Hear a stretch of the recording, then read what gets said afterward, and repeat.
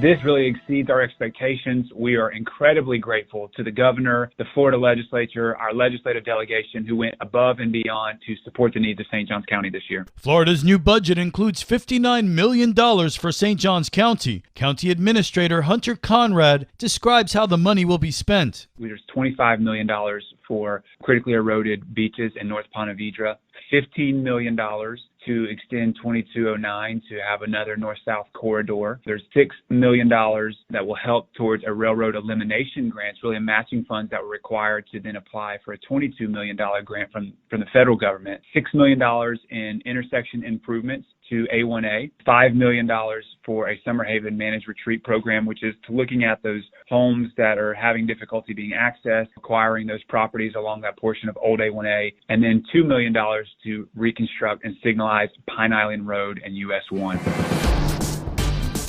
This local news is a service of your hometown Toyota dealer, Beaver Toyota US 1 St. Augustine, here to wow you.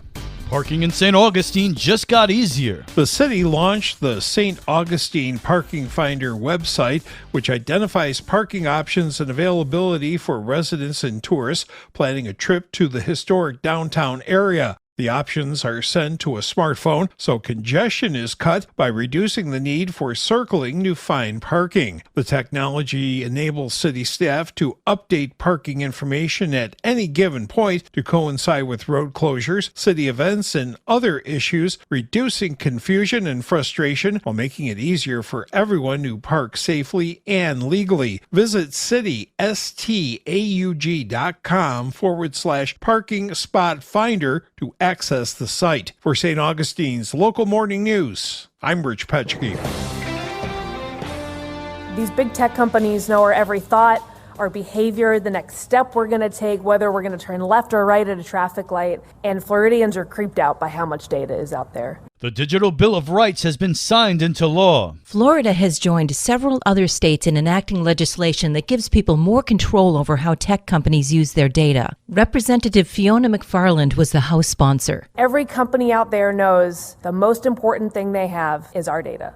It is more valuable than gold at this point. She outlines what this bill does. We'll give Floridians the ability to know what information big tech companies are collecting about them, the ability to ask them to delete it and get rid of it if they don't want them to have it anymore, and it's going to give Floridians the right to opt out of their information being sold or shared to the highest bidder for profit. And there are special provisions in this bill that protect children. It restricts online platforms from retaining their personal information, especially anything that reveals their location. We're going to say to any company where children are regularly interacting, if that content is harmful, whether it's exposing them to sexually explicit material, bullying behavior, drugs, paraphernalia, you cut it out. We got our eye on you. Governor DeSantis said the new law also makes it illegal to discriminate against someone based on their search history or things like Facebook posts. The right to know that your personal data will not be used against you when purchasing a home, obtaining health insurance, or being hired. Having your data shared is not only a privacy issue, but one of safety as well. Major players in the tech space have had substantial data breaches, leaving many vulnerable to identity theft. There are resources you can use to help keep your personal information private. A subscription to DeleteMe.com, for example, removes your personal information from data collection agencies' databases. For St. Augustine's Local Morning News, I'm Liz Ryan.